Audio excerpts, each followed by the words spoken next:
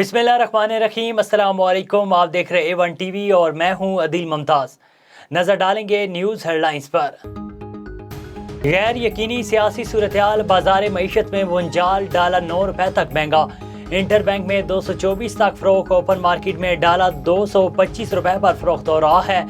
Stock market 978 points गिर गई, index 41,000 से नीचे आ गई। मुआशी अबतरी, बेकाबू महंगाई, एक और बुरी खबर आई। IMF ने पाकिस्तान को पेट्रोल सस्ता करने से रोक दिया। मालियाती इदारे ने कम की गई कीमतें वापस लेने का भी मुतालबा कर दिया। IMF का पेट्रोलियम लेवी बढ़ाने के शेड्यूल पर नजरसानी का भी मुतालबा। 1700 अरब रुपए के मजीद टैक्सों के फौरी नफाज का भी कहा। बेलगाम डॉलर, IMF की सख्त शराइत, तेल की बढ़ती आलमी कीमतें हुकूमत के लिए वबाल जान बन गई।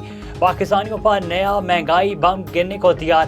पेट्रोल 10 रुपए महंगा होने का इम्कान। खाम तेल की आलमी कीमत $106 फी बैरल तक पहुंच गई। तहरीके इंसाफ का IB पर पार्टी MPs को उठाने का इल्जाम। परवेज लाई, महमूद रशीद, आमिर सईद की news conference. Speaker Punjab assembly ने कहा कि मरियम नवाज ने शिकस्त तस्लीम करके अच्छा काम किया।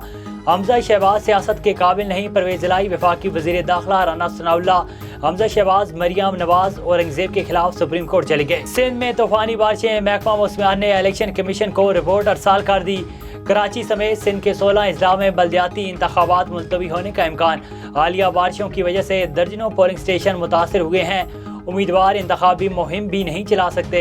इंतखाबात के इल्तवास से मुतल्लिक 150 से ज़ायद दरखास्तों में मौक़िफ़। और लाहौर सेशन कोर्ट में पसंद की शादी के केस की समाअत। अदालत ने कराची की 2000 को दारुल अमान मुंतकिल करने का हुक्म दे दिया।